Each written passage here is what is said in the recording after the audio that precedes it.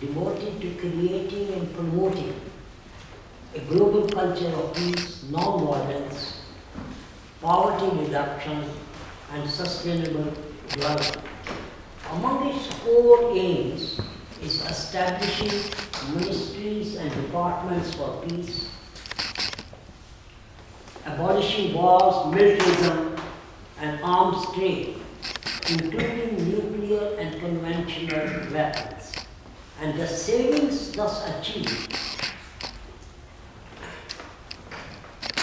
to be deployed for peace, education, healthcare, etc.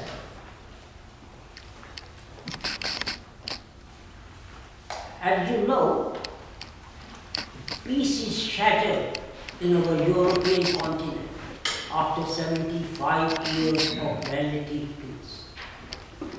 And the war is being waged on our doorstep. Mankind has made tremendous progress in the field of science, technology, economics, medicine, and other fields, but has not stopped killing its own species. It begs the question, can we call ourselves civilized? With this question in mind, we are hosting this conference. And as you can see, we got a list of distinguished speakers. And the conference title is Climate Change, Militarization and World Peace, where speakers will explore how we can stop the war and also peace to return on the European continent. Dear friends, to start the meeting, let me introduce our chair, Rita, for today's meeting. She is our Vice President, a great supporter of Uniting for Peace, and she is former President of Commonwealth Journalists Association, former BBC Asia Editor, and BBC World News. Ladies and gentlemen,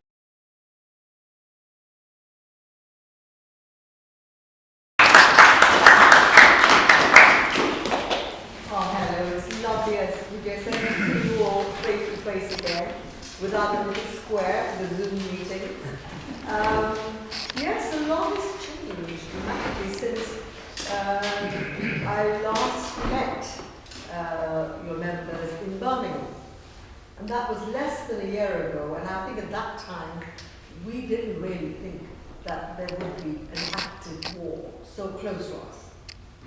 And I don't know about you, but it has unsettled me.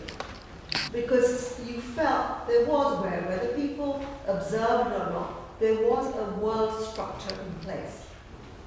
And there was something that you would know would not be easily crossed, although we do know what happened in Iraq, unfortunately, in Syria.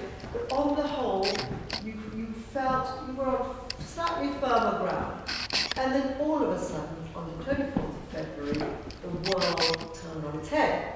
Because suddenly there were no red lines anymore. And as a media person, it's become even more apparent that at a time of conflict, the first casualty is information and the truth, and what is true. And this has been even more urgent because suddenly there's a proliferation of information, especially on social media. And so before, at least we would know this is mainstream media, these are the sources we can trust. Now we have information coming at us from every direction. Very difficult to know what is the truth, who do we trust. And there are lobby groups. And what this Ukraine war has brought home is there is a temptation to say there's a villain and a hero. And this is not the case. If you look at the simple narrative from the Western point of view, obviously, you would see that in this particular case, the clear victim is Putin because he just crashed through and then he's attacked civilians for whatever reason in his head, living in the past, wanting to recreate a whole new Russian Empire, and so on. And of course, but what's happening, and then of course, Ukraine victims, innocent victims. And once war, you really get war, then you've got ruthless people from either side. And atrocities are committed by either side. So suddenly you can no longer simply say, these are the good guys, these are the bad guys. And this is why it's more and more important to try and find reliable sources of know what the truth is. Because we are all now living in our own bubbles. We are tending to speak only to people who speak the same language as us. And we don't look at the other side. And, you know, Putin more than signaled his intentions years and years ago when he expresses unease and discomfort at NATO being dotted all over obstructed and the thought of expansion. Now, it doesn't mean you have to excuse him, but the West should have also tried to look at how things appear to the other side. I think this is where organizations like United for Peace, this is what we can do. And I think what we can still do, because what worries me is there are so many Russians at the moment who do not agree with Putin, who do not agree with what's going to happen, who do want peace. And then there was Ukrainian being interviewed this morning who said, I used to have very good Russian friends, but I'm not talking to them anymore. And that is a danger. You suddenly other everybody. So even people who did not want war, if they find Ukraine are hostile to them, they'll be hostile back. And you know, this cycle of violence and conflict continues. So really, these are just my concerns. And I'm hoping that through the chat, through your questions, we might be able to think of ways that how this could have been reverted, number one, and number two, even at this late stage, what can be done. So having said that, my preamble, and I thank you and all of you, Vijay, for as usual, getting together. Such expert guests who are wise, and we need more of this wisdom, maturity, measured thought, measured reaction. So Vijay, welcome you. Look forward to hearing from you.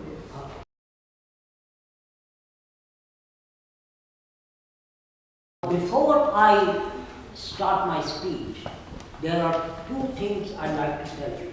We have got these Q&A, question and answers, which is test your knowledge of peace. I'll go and get them out, shall I?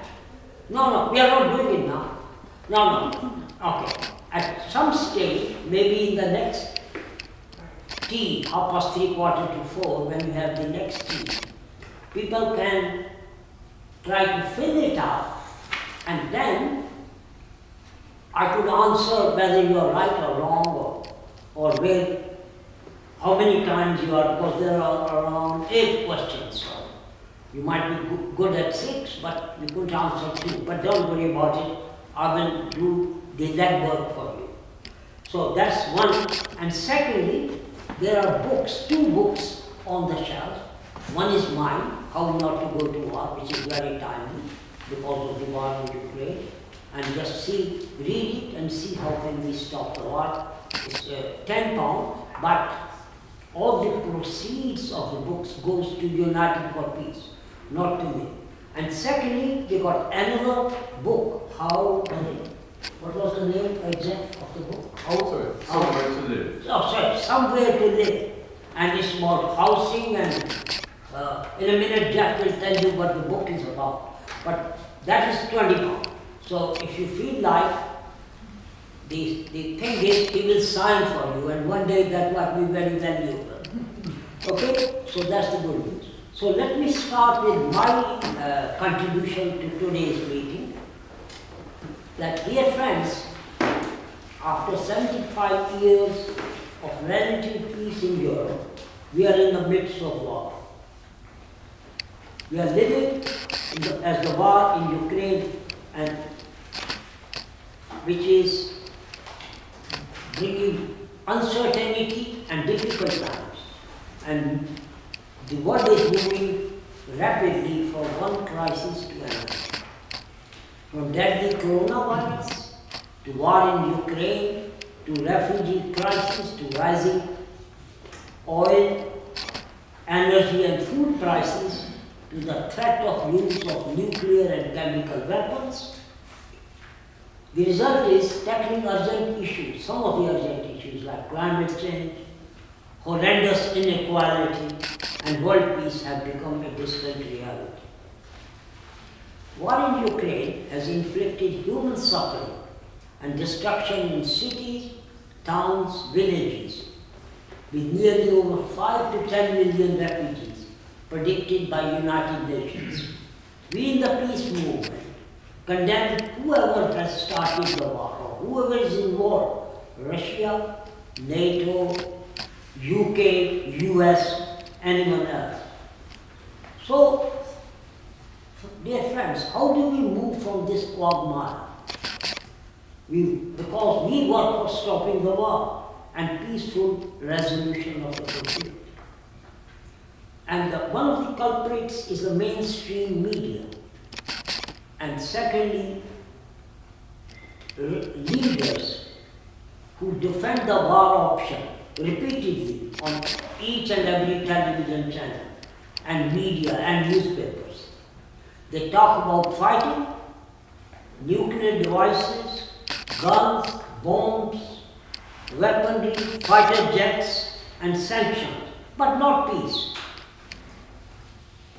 I think the first task of the peace movement is to end the war and the militaristic agenda of whoever it is, Russia, US, UK, because in a way Western countries are complicit because they are sending planes, military hardware to Ukraine and neighboring countries, and that can prolong the war.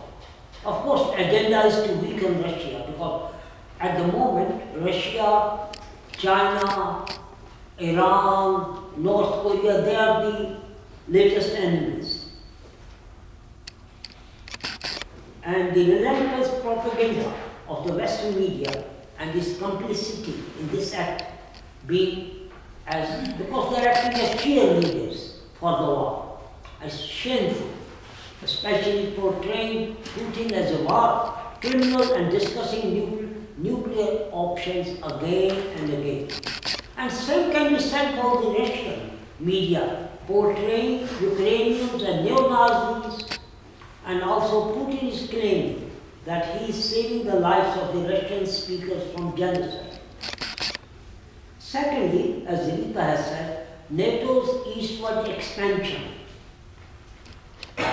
is a provocative role, is playing a provocative role for Russia, because the danger is that US and NATO could make this an endless war, like Syria, Afghanistan was for 20 years, Syria and Yemen is now over 6 years, and we don't want that in Europe, escalation of war. And today's papers, if you have read this morning, the British media is so full of, so pleased that UK's missile has hit and destroyed a Russian helicopter.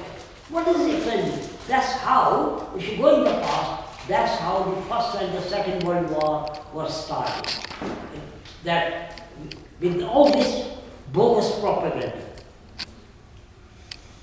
So what are the casualties of war? There are 6 casualties of war. Number 1, spreading lies and absence of facts and truth. Number 2, threat of nuclear and chemical weapons. Number 3, rearmament and militarization of Europe. Number 4, the biggest refugee crisis since the Second World War. Number 5, increase in CO2 or greenhouse gases, which is increasing the climate change crisis. And lastly, rising energy and food prices, increasing hunger, poverty and inequality. You can always stop me if I run over time. But it's not yawning. That's a good one, what you said. So I have to keep you awake as well, not just give a speech, I have to keep you awake. It's often said that the truth is the first casualty of war. And it's evident in the Russia-Ukraine war. Second threat, as I said, Putin has put his nuclear arsenal on red alert or ready alert. And in desperation or by accident it can start a nuclear war. BBC recently compiled a report where it listed 22 near misses where the world came within hair's breadth of major catastrophe. So, we know what happens when there is a nuclear attack, the same thing what happened in Hiroshima and Nagasaki. And let me speak to you about the rearmament of Europe. Because once a war happens in one part of Europe, the neighboring countries like to rearm in case they are attacked by Russia. So this cycle goes on. And who are the best? It's a major concern for humanity. But who are the benefactors? The weapon manufacturers, Lockheed Martin, Raytheon and others. They are already global billionaires, masters of war. But the conflict is an opportunity to further boost their profits. The day Russia went to war, their shares soared astronomically. As a result of war, countries, especially bordering Russia, have started to boost their military hardware. Let me go to the next problem of refugee crisis. The United Nations have predicted that there will be 5 to 10 million refugees.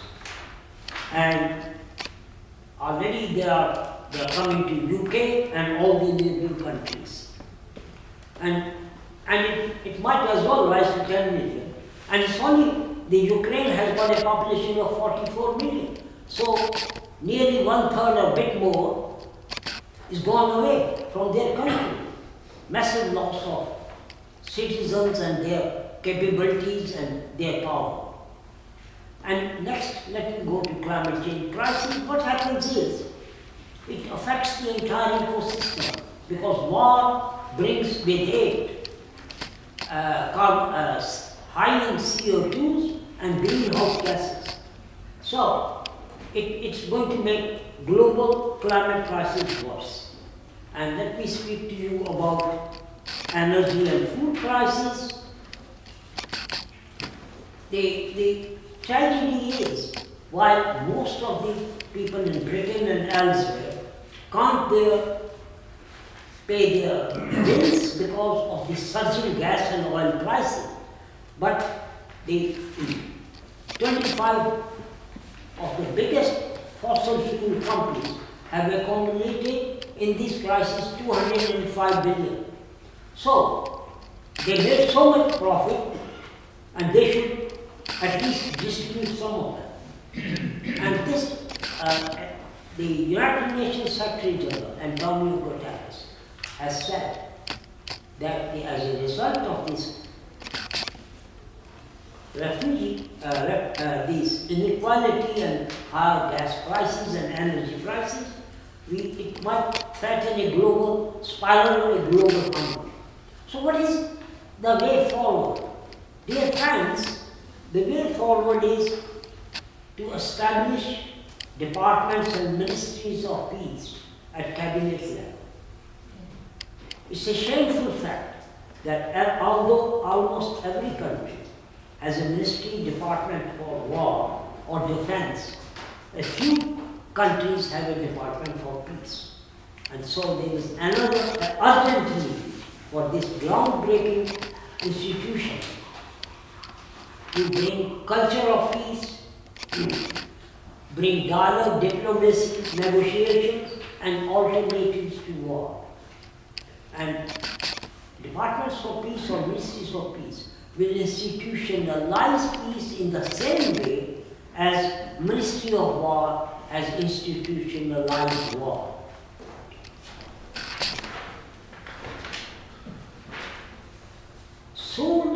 I'm hoping soon a diplomatic solution should be worked out for peace to return to Ukraine and Europe.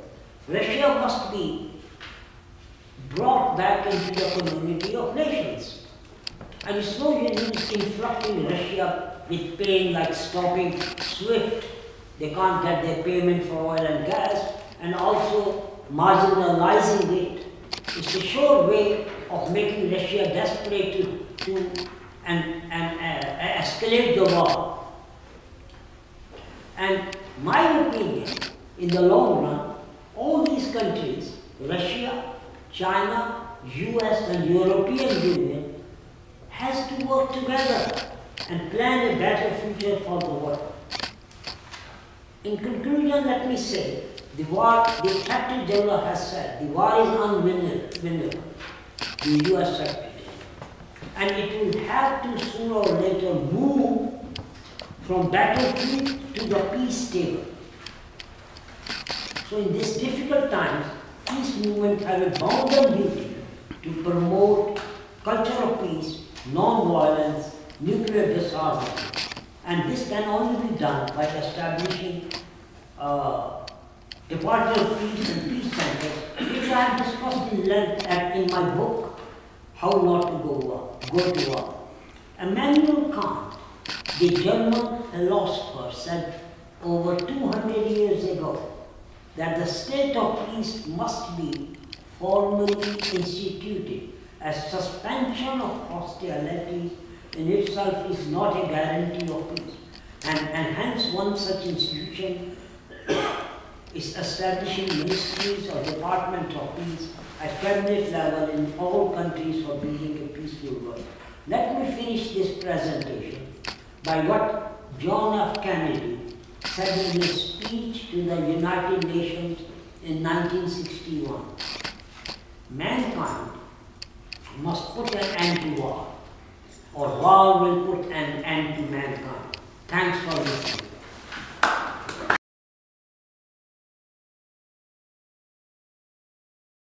Civilization to say a few words. Thank you. Chair, Rita, thank you very much. Vijay, thank you very much. Lovers of peace. Climate change, militarization and world peace in 10 minutes.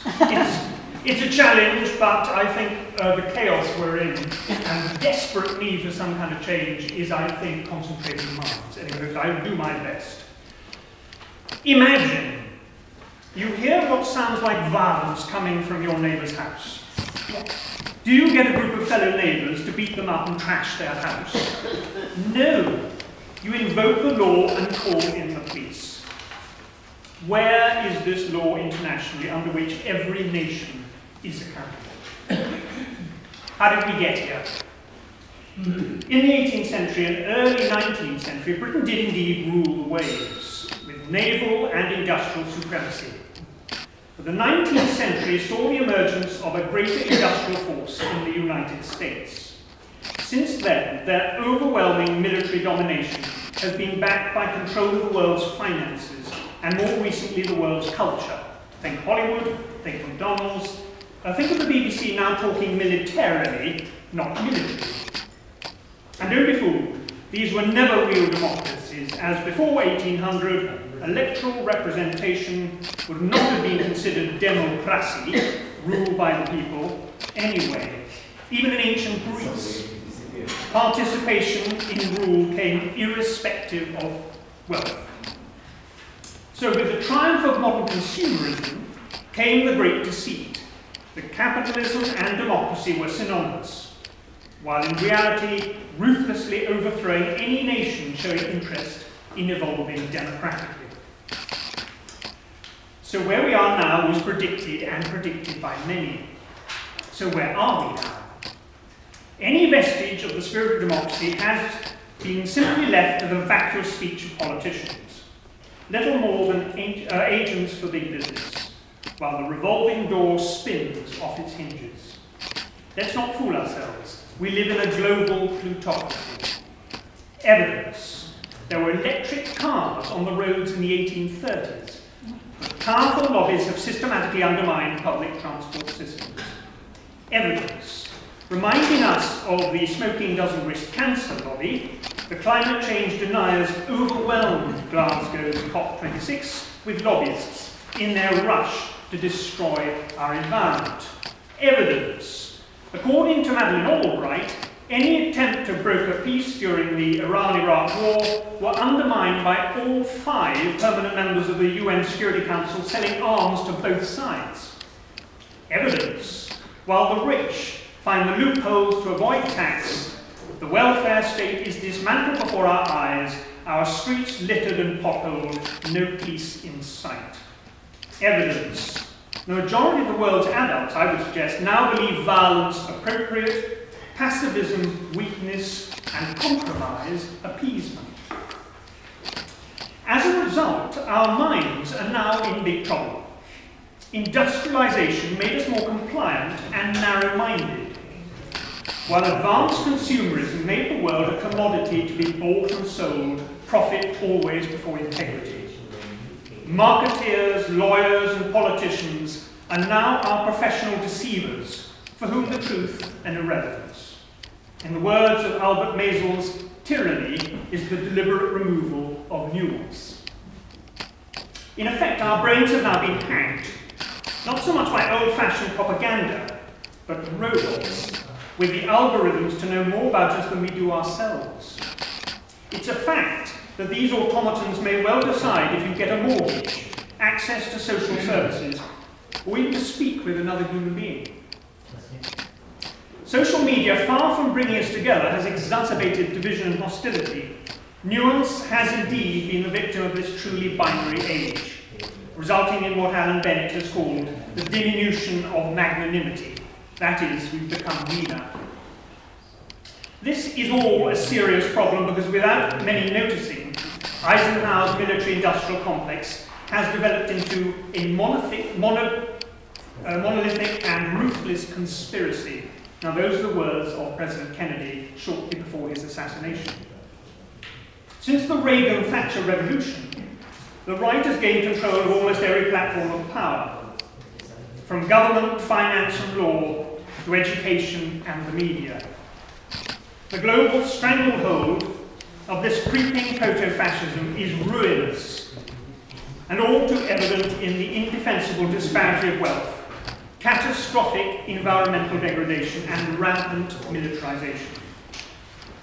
It's also evident in a Wild West disregard for any international law, led by the United States. That's respect either for the International Criminal Court, the International Court of Justice, to limit landmines, or even to protect children. Which means, I'm afraid, the world is now ruled by a rogue state. The so-called rules-based order is a posse sent out to enforce imperialistic unilateralism. According to the former chief of the General Staff, Lord Dannett, in only 1 year since the Second World War has Britain not been involved in boots on the ground somewhere in the world. And the incessant wars no longer even need to be won, providing capital flows from the public sector, our taxes, to the likes of Lockheed Martin and Halliburton, leaving in their wake starving failed states. Meanwhile, inspiring individuals and worthy organisations scramble desperately to find solutions and unite, but without much success. Humanity's hourglass is indeed running out. Is there any hope? Well, in fact, very possibly there is. While this empire has us divided and conquered, the issue is finding a way to unite, to form a powerful consensus. Current peace initiatives are laudable, but woefully inadequate. We need to get radical and fundamental, in spirit, not dogma. So how do we unite peoples of different religions, cultures, and political persuasion? Well, it's a question of redefining what we mean by adult behaviour and sticking to it. Let me put it this way. Recently I saw someone write on their online profile, and I quote, "My attitude is based on how you treat me." Understandable perhaps in a child, but surely an adult says, "My positive attitude is unaffected by how you treat me." And deep down we all share this understanding. that love is not a commodity to be allotted according to whim, but a limitless force of nature, or God if you prefer, that cannot be withheld. And again, consumerism has confused us because this isn't about falling in love, that's fantasy, or love of chocolate, that's craving, or making love, that's sex. Arguably, all those can be bought, but true love is not a commodity, because the more you give, the more you'll have to give. This love is closely related to universal unconditional respect, the crucial component of democracy. This respect is not to be confused with admiration, but the fundamental right of all to thrive, and yes, even the likes of Adolf Hitler and Harold Shipman. It's not for us to judge the motives of others, but ensure their actions are accountable. That's why the rule of law matters, both nationally and internationally. We know instinctively that this is how adults should behave, and that avoiding artificial separation makes war impossible. Sounds straightforward, I know, but actually in practice it is profoundly revolutionary. And finally, what can we do now?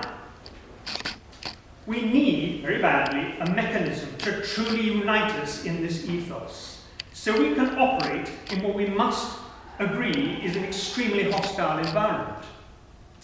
Civilization is simply a template that was proposed by a disparate group of individuals as a way we could all come together. Not another worthy organisation controlled by an individual, vulnerable perhaps to hubris or even attack, but a mechanism to unite us. A simple circular logo, shareable by those of all faiths or none, could symbolise the reunification of humanity and ultimately all matter. Regardless of culture, it would create a global community of like-minded advocates that in their solidarity represented a powerful lobby, able to support, elect, or censure, depending simply on adherence to this principle. As part of a great murmuration, irrespective of national borders, we'll come together against the abuse of individuals and communities, against agreed laws and the environment, or anything promoting division, violence, or war.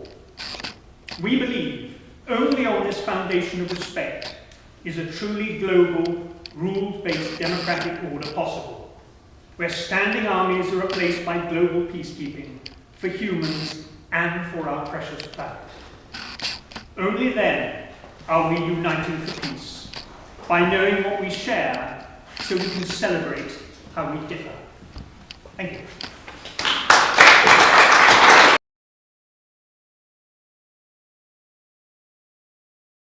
I'm not so sure about solutions. I decided not to address the specific current issues, but look back at the whole issue of the quest for peace throughout my lifetime. The 16th of July 1945, I had just passed my 17th birthday and was working as an aircraft apprentice, helping to build torpedo bombers for the war in the Pacific. That day, an event took place unbeknown to me thousands of miles away, which influenced my life and the life of everyone else on the planet. Who can tell me what that event was on that day? Hiroshima? No. Nuclear testing in The first atomic bomb test in the New Mexico desert in the United States. As I say, unbeknown to me, and nevertheless, 21 and 24 days later, respectively, the atomic bombs, the first atomic bombs, were used on Hiroshima and Nagasaki, and those countries were destroyed, utterly destroyed in minutes, with the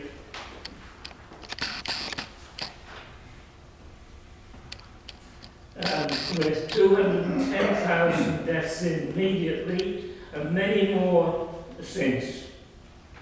Einstein said, with the nuclear age, everything changes except the way men think. How right he was.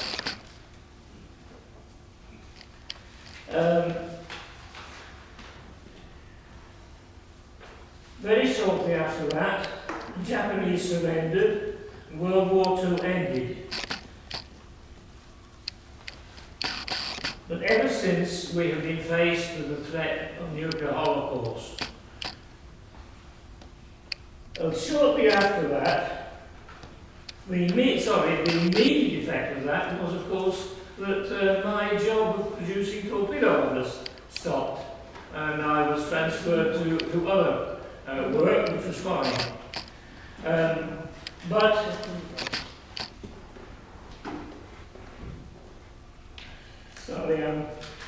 I forgot to say that I have unfortunately deleted half of my speaking notes and been totally unable to recover them, so I'm going to have to ad-lib to some extent. However, nevertheless, as well as those horrifying events, other things took place in 1945.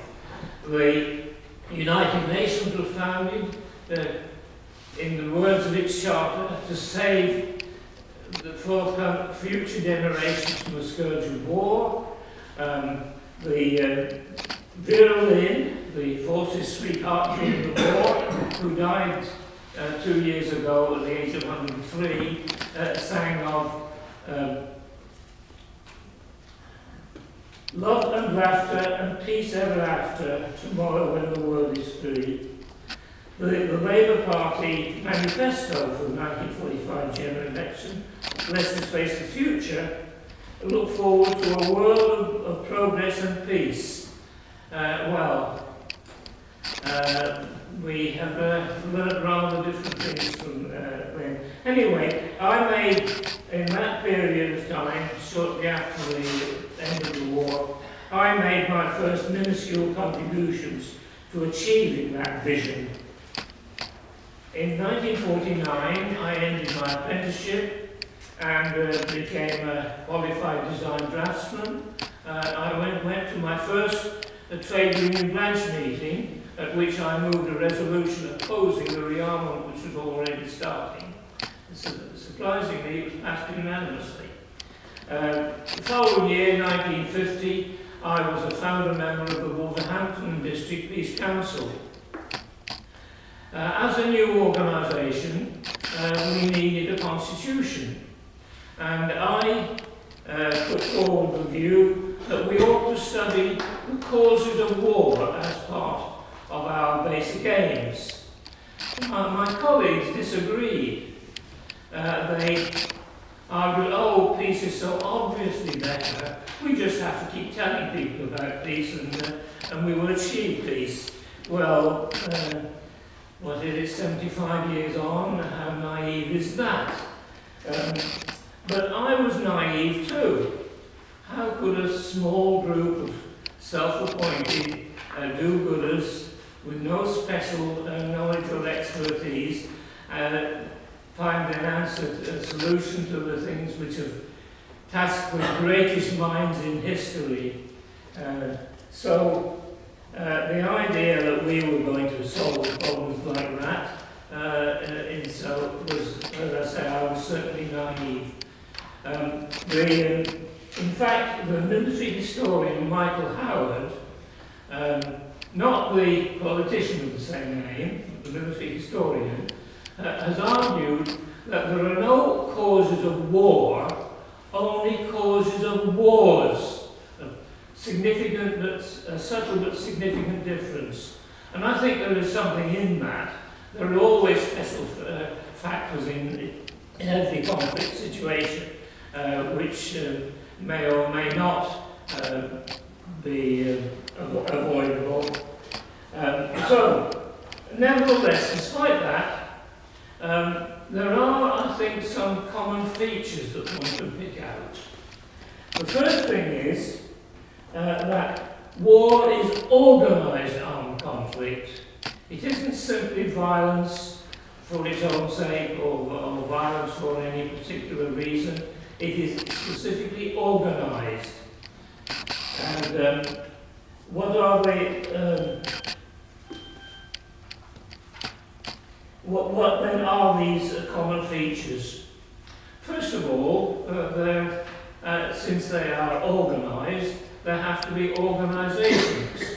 There are groups, 2 or more groups, autonomous or would-be autonomous groups, which have some reason for conflict between them.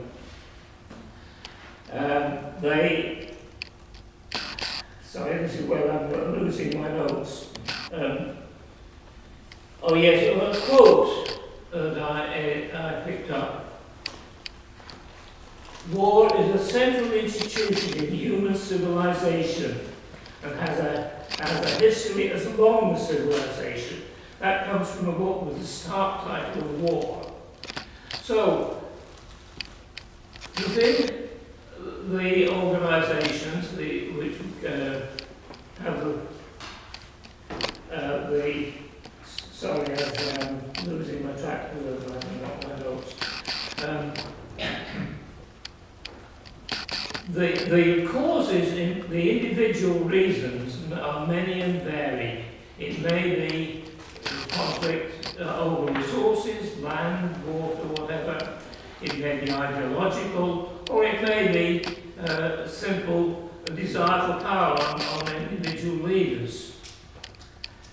It also requires the means, and this is an important one. It needs the means, the arms, the weapons in order to conduct a conflict. And it has to be a belief in the leadership that they are capable of using those weapons and winning, often in both sides. So, there then has to be someone with the power to actually make the decision as to whether to employ those weapons and take part in an attack. And finally, there has to be, I think this is to some extent takes up some of Anthony's points, there has to be a mindset among the general population of the parties concerned that war is a possible means of settling differences and that they are prepared to go along with it. So finally, we have all these things coming together, and the question is, how do we change that situation? I think I'll have to leave it as an open question, because the one thing that the peace movement has to do is recognise that in fact we have actually failed, because we still have a mindset in most countries of the world where war is still acceptable. So we still have an enormous hill to climb, and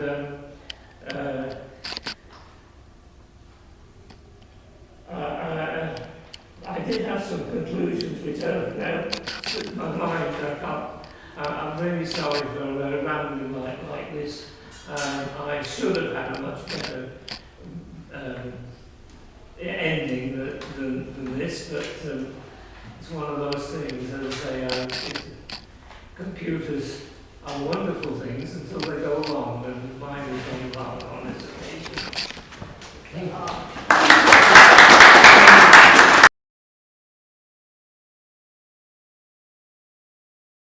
Frank and beautiful, and I received so much from it, not random at all. So I'm not very good at reading notes, so I will just speak whatever I'm feeling right now. And I've already taken so much from every speaker we've had. To me, war is a failure.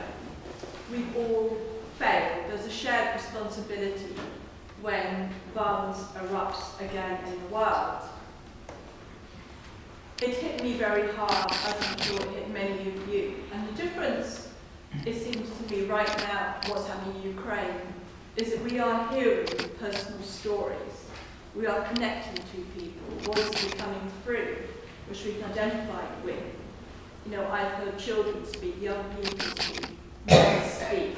We don't just hear through the mainstream media. There are many ways now where we can hear those stories. And we have failed for the people that right now are suffering. Because no one wins in war. It's very quick to create trauma, to create suffering. The bombs go off fast. But the healing takes generations. And we know the healing takes generations from trauma because we've seen it around the world. I was in Belfast a few days ago with a group of women who come from different sides of the conflict, who would have been each other's enemies, each other's other, who've now come together. And I am the other of some of those women, because my father was killed by the IRA, which was represented one of the communities that were there. And when the bomb went off that killed my father, some of them would have cheered. Some of them would be so against what they called the state, the British government. My dad was part of the government, they would have cheered. So there we were, 50 women. Some of the women lived by peace walls and still experience terror in their communities. And we talked about the trauma that they still feel. They do not feel safe. They have not felt safe since they were teenagers and are now in their 60s like me. They used to normalise war. They normalised what they experienced every single day. My heart opened to the reality of war when my father was killed. And the person who's been teaching me most about how we can heal and also the roots of war is actually the man who killed my father, who I spent 21 years with. And what I've learned from him is through listening to his story, through understanding with empathy, I realised that if I lived his life, I may have made the same choices. And that is how I experienced everyone in the world right now. There are no sides. We create sides. We are more right than you. We're the goodies, you're the baddies. But in truth, we are all capable of using violence. We're all capable of hurting each other. And there is no baddie out there. There's just human beings struggling to get their needs met. So what can we do? The first thing we can do is change ourselves. Can we let go of the barriers that want to see other people as an other, as the enemy? Can we let go of our need to blame? I believe violence starts with a sense of self-righteousness. I'm more right than you, and I know that inside myself as well. It then turns into blaming. It then turns into othering and demonisation. And then maybe turns to revenge and violence. Patrick McGee could not have planted that bomb if he had not demonised my father. And of course the Conservative government had demonised his group. People cannot kill unless they demonise each other. We cannot plant bombs unless we're not seeing the people there as our brothers and sisters, because that's what they are. And what I've learned from people around the world who are part of this group called Formers, people who have inflicted violence, is that their humanity is robbed when they go for revenge. When we use violence, we actually hurt ourselves. We lose some of our humanity, some of our shared humanity. So could this be right now what's happening in Ukraine? And of course there's wars around the world. The suffering is huge. But can we use this as an opportunity to go, enough is enough. I will see everyone as a shared humanity. I will see everyone with unbounded empathy. And can we bring accountability and challenge people, not through violence, but through a restorative way? A restorative way is I am working with you. People do not change because they're told to or forced. It just creates so much trauma. People change because they feel it. Patrick changed that first meeting, beginning to see my dad with humanity because of the empathy I made him. There is now more accountability through the dialogue we've had together than while he was in prison, when he believed he was justified. But we can all justify violence. We can all justify actions. But that keeps us away from our heart and the fact that we can love and care. I can still justify. I can still give them a point of being so self-righteous, I don't want to care anymore. But could this be a wake-up call? For everything we've heard, we create infrastructures of peace. We bring empathy to weapons. They're not just something we make money out of, but we understand the impact of our behaviour. We understand the costs. And we know that every time we use violence, the whole world suffers. So my vision is that we and the wisdom that we have on this panel, and all of your wisdom, that we come together and say, I'm going to change. It starts with ourselves. We can all do something right now. We can reach out to people who are other and say, can you tell me your story? I can. And can we work together to bring the human global family with our shared humanity? Because we have so much more in common than what divides us. And can we realise now that it's not worth the trauma of the suffering of war and say, let's shift our paradigm and find another way for us to be heard. Because underneath all violence and war, there are needs that aren't met. Can we meet those needs in a way where everyone wins? And can we get to a point where actually war is something that happened in the past? And we celebrate what we have together, shared humanity, and the love and compassion and empathy for each other. Thank you.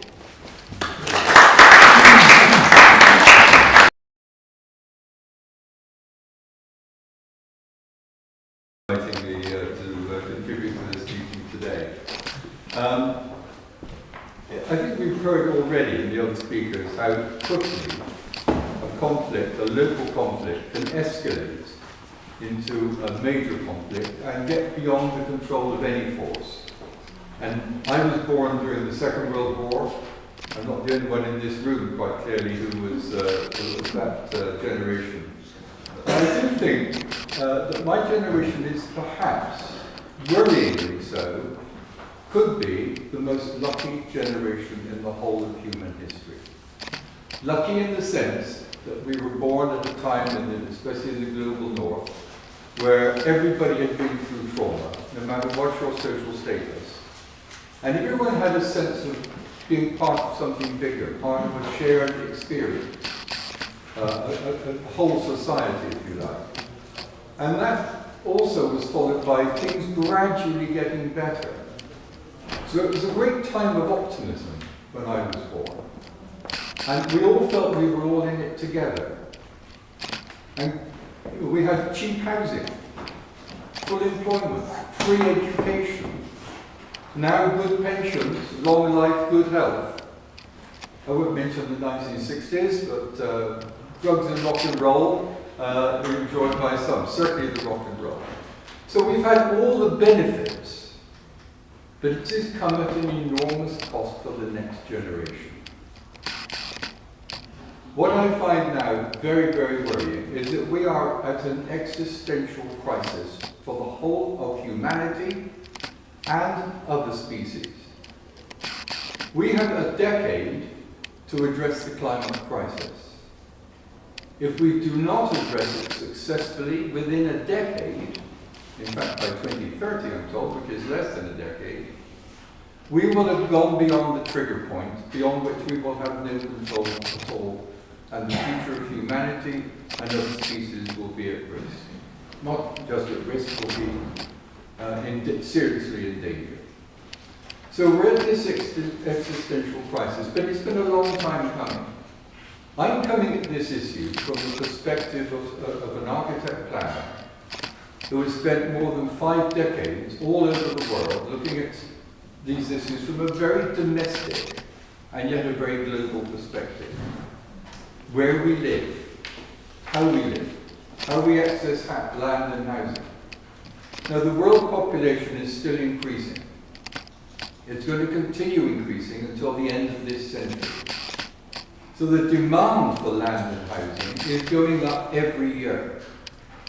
In one country alone, in sub-Saharan Africa, they need 100,000 houses a day, 100,000 houses a day to meet demand.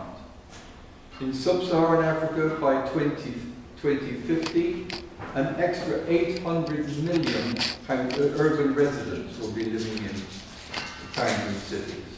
That's more than the combined urban population of Europe, including the UK, Mexico, Canada, and the USA. And we had more than 200 years to meet those needs. They've got 30 years.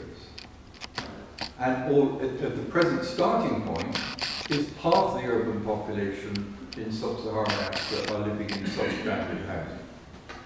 Now, that's the context within which I'm addressing this issue. What I see over the years that I've been is that colonialism and slavery are exerting very long shadows.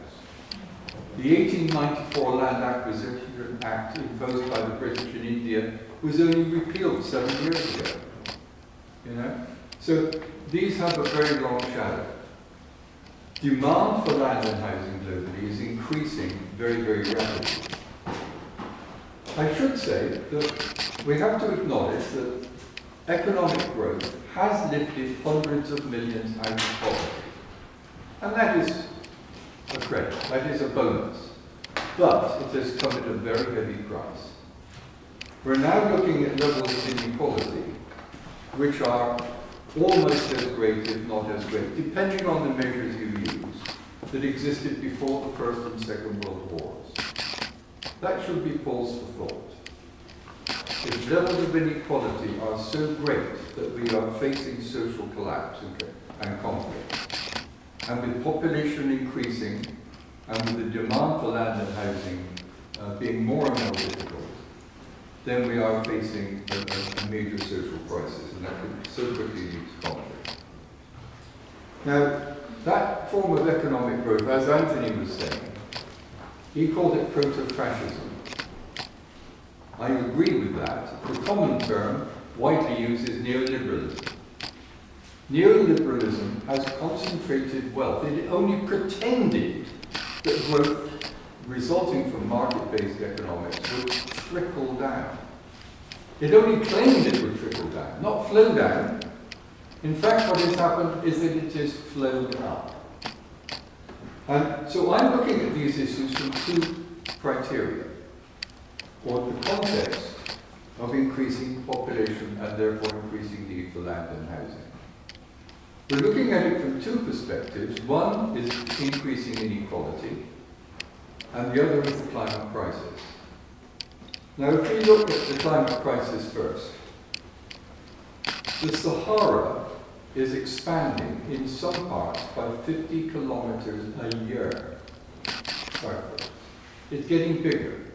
It's therefore getting hotter, and that is drifting hot air across the rising and warming Atlantic to the Caribbean and southern parts of the USA and so on.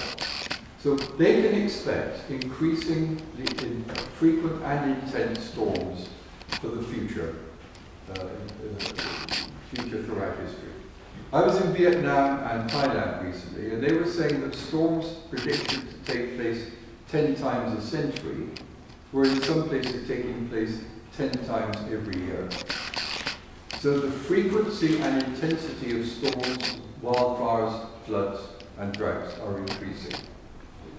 The next decade is critical. Since 1992, when we knew that the carbon emissions were a problem, since 1992, we have emitted more than in all the millennia beforehand. Just in the last 30 years.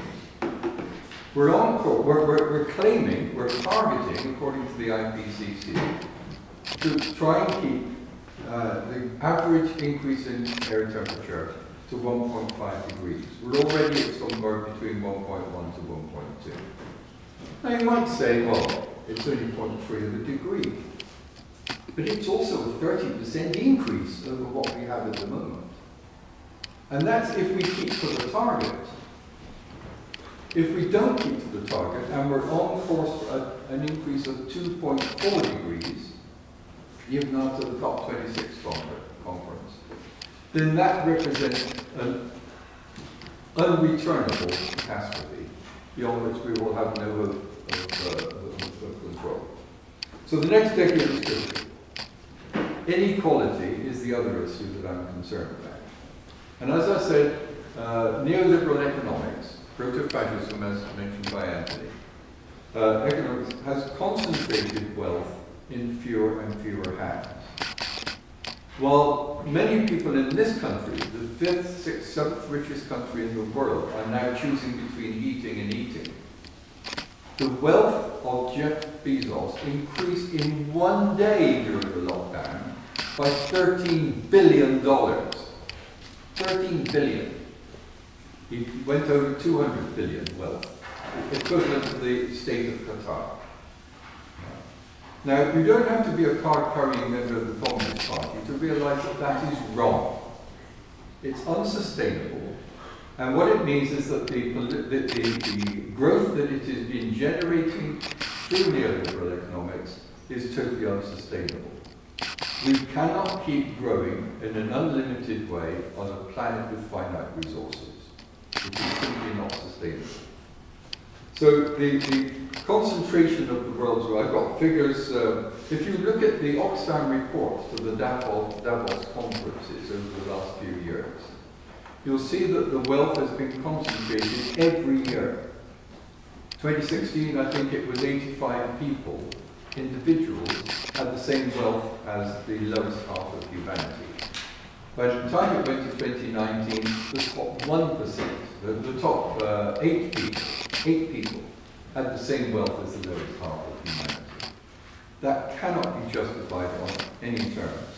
If we look at land and housing, in the UK alone, we're looking at 1% of the population owning 70% of all land. Now that means that land and housing is increasing more rapidly than is sustainable. They were saying in the paper the other day that the increase in house prices in the UK was 14.3% nationally, which means that some areas are over 20%. Today's paper, when I was coming in here today, said that in Wales and in Cornwall, they're now talking about increasing the taxes on second homes or empty properties. This seems to me to be the minimum that we should be doing. So inequality has been increasing. The question then is what to do. I could go on about the problems, but I think I've made the key points. We need to replace neoliberalism with what I would call either social capitalism or market-regulated capitalism. And through my perspective, looking at land and housing, the first thing we should be doing is taxing property, land in particular, for the permitted use that it has been given by the state. The state is in a potentially very powerful position to regulate markets in the public interest. And I think that if we look at this as one particular sector of a global issue of how we reorganize the way we treat each other and the planet, by taxing land and wealth, land and property, according to their approved use, and according to the impact that they have on the environment and society, that would be one major way of redistributing wealth.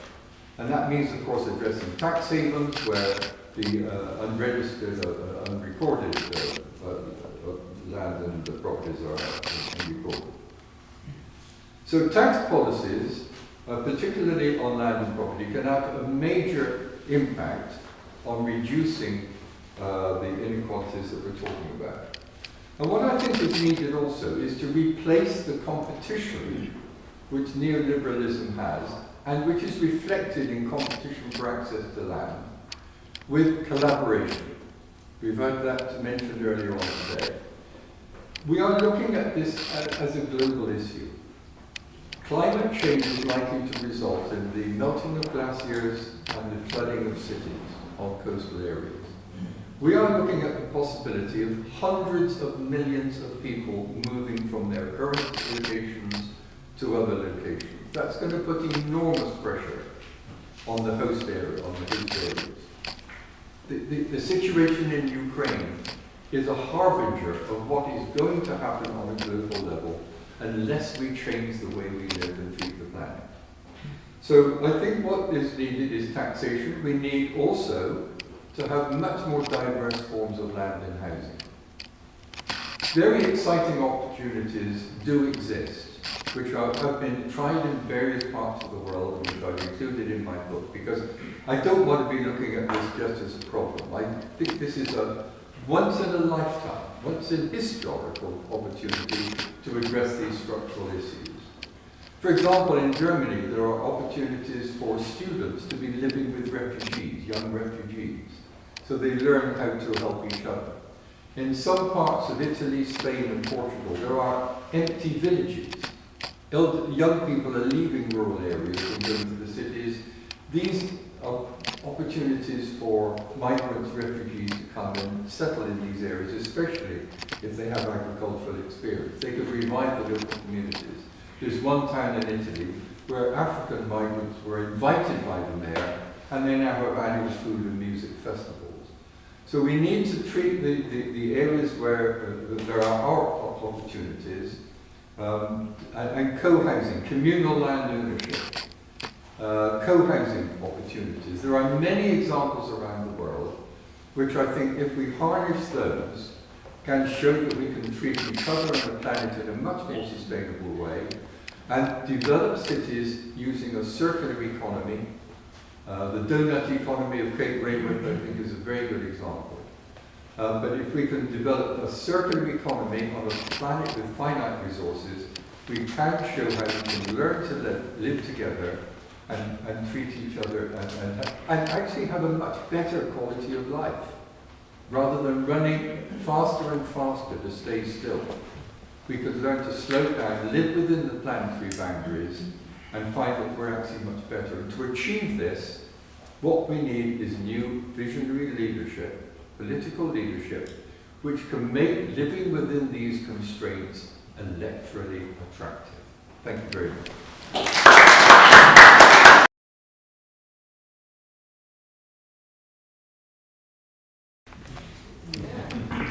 Okay.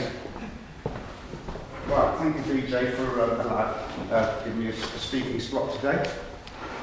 And before I'm going to read this out. I'm not going to improvise or anything. I wrote a speech. I timed it. It was 35 minutes. So I had to edit it down to the essence. But before I read this out, I just want to really endorse what Peter said and what Joe said. Now, what Peter said about neoliberal, this idea of spreading liberal democracies around the world, which is part of the American exceptionalist view. It's all tied in with that. Now, this neoliberalism is basically it's a systemic problem, and we need a systemic transformation. Now, going back to what Joe said, you can't have a systemic transformation unless there's a transformation in the human being. So what we need is a human revolution. Okay, and this is what is essential to Socratic philosophy. That we have to transform what we call the three poisons into the three virtues. And the three poisons are greed, anger, and foolishness. You can trace any ill of the world, war, environmental problems, anything. You can trace it down to these three poisons: greed, anger, and foolishness. Now, we all have our beliefs, we all have our religions. I'm not here to try and convert you all to Buddhism, but through my practice, And it's a work in progress. I'm not standing here saying that I've achieved this. I'm a work in progress. But my practice is to convert these three poisons of greed, anger, and foolishness into three virtues of courage, wisdom, and compassion. And this is the path forward. So I'm going to read this out to you now. And thank you again. This talk is called A Case for the Abolition of NATO, is the actual title of it. Anyway, I am a member of Soka Gakkai, which translates as Society for the Promotion of Humane Values. Today is Saturday the 2nd of April, and this is a historic day for the Soka Gakkai, because it was on the 2nd of April 1958 that our second president, Josei Toda, passed away. Hardly a year before his passing, on September the 8th, 1957, President Toda delivered a declaration calling for the abolition of nuclear weapons at a meeting of 50,000 members of the Soka Gakkai's youth division. Youth. Young people are the way forward here. 50,000 members of the Soka Gakkai's youth division at Mitsuzawa Stadium, Yokohama. At that time, in Japan, hardly had 12 years passed since the horrors of Hiroshima and Nagasaki, which Frank was telling us about earlier. So I'll just read a part of President Toda's declaration. It's a big, long speech he gave. I'm just reading a little bit of it. Although a movement calling for a ban on the testing of nuclear weapons has risen around the world, it is my wish to go further, to attack the problem at its root. I want to expose and rip out the claws that lie hidden in the very depths of such weapons. Even if a country should conquer the world through the use of nuclear weapons, which of course now, mutually assured destruction, I mean, we can't have a nuclear conflict because we're all going to be touched, all right?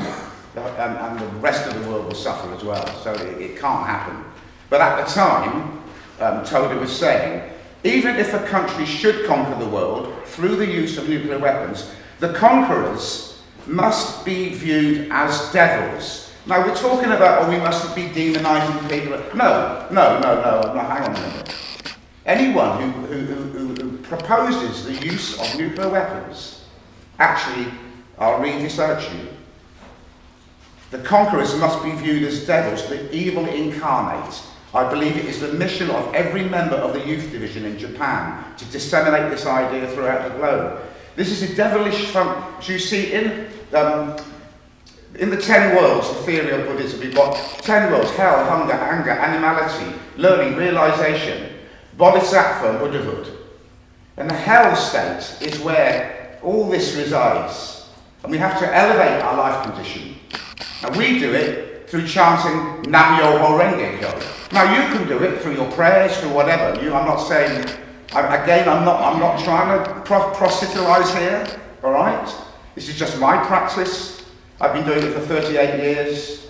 We've got what Toda meant by rip out the claws was to eradicate from our minds any notion whatsoever that these weapons could be of any service to mankind.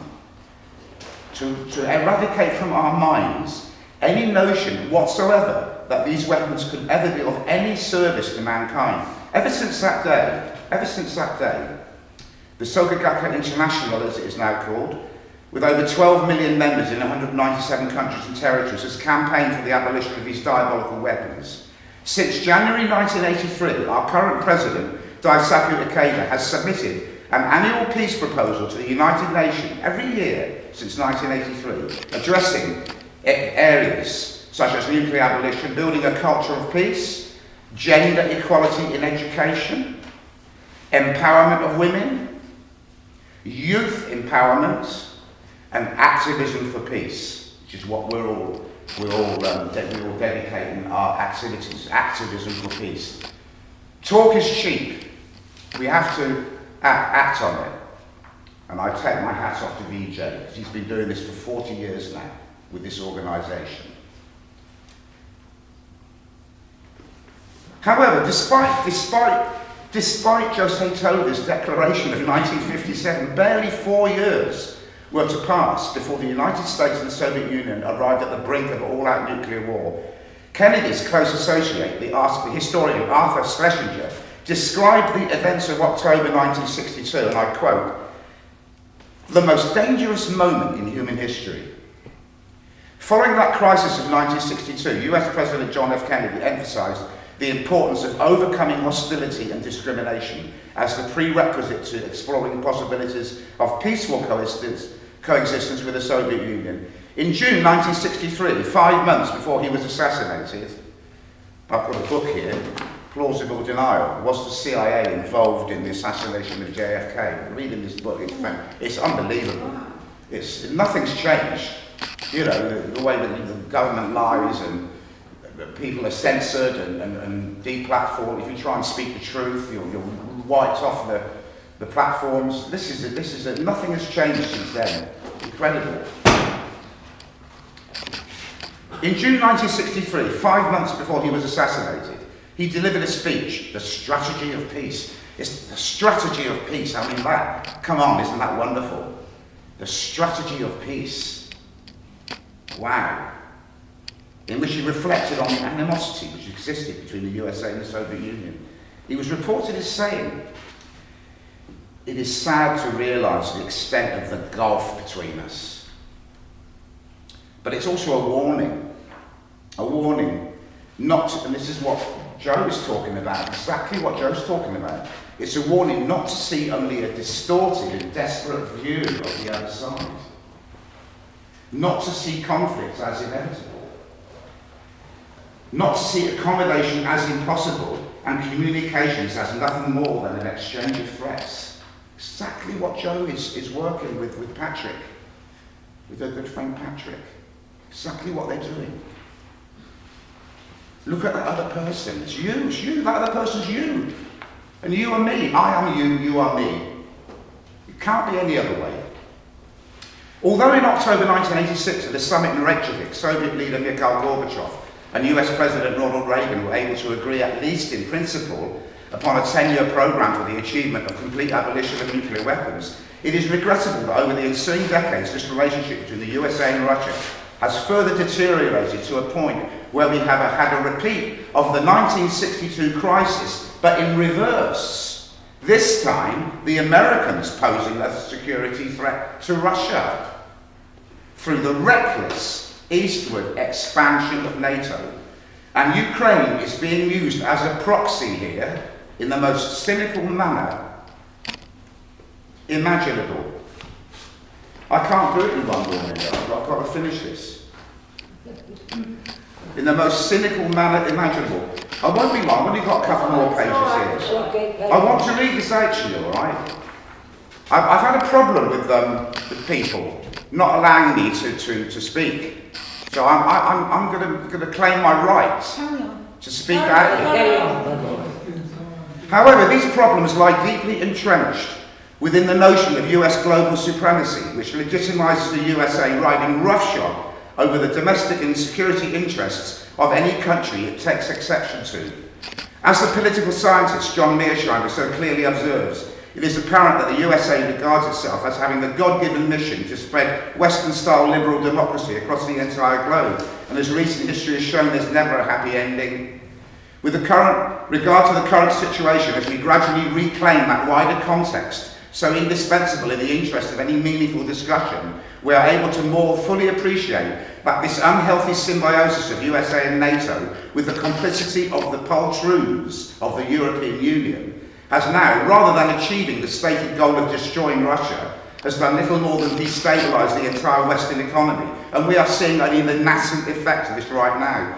NATO is constantly being dressed up as an essential component of European security architecture, when at this moment in time it represents nothing more than a singular threat to the security of Europe and the world at large. As for its claim to benignity, one only has to mention the 78-day non-stop aerial bombardment of Yugoslavia in 1999 with the indiscriminate targeting of villages, schools, hospitals and apartment buildings, destroying a life the Serbians will never know again. An episode which appears to have been redacted from the current narrative.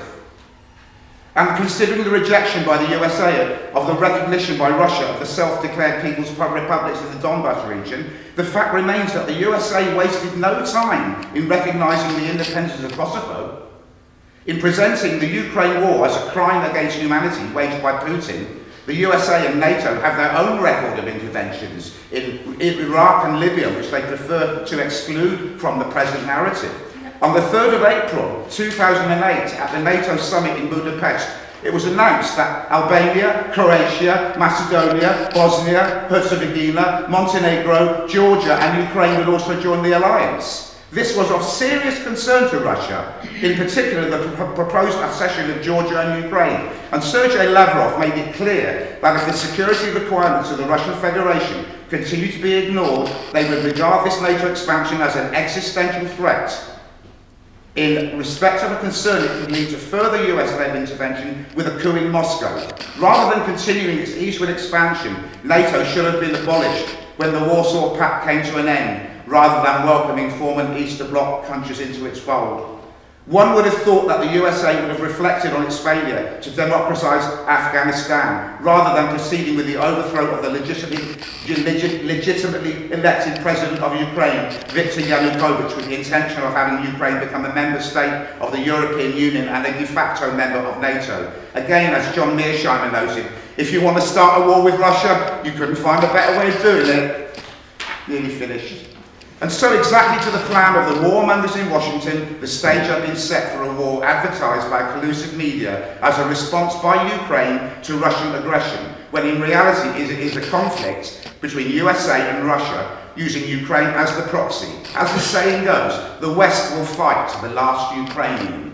Having been baited and provoked by the West, Putin was left with no other option. And I'm not apologising for him. I'm no fan of President Vladimir Putin, all right? But having been baited and provoked by the West, he was left with no other option than to commence a military operation for three reasons.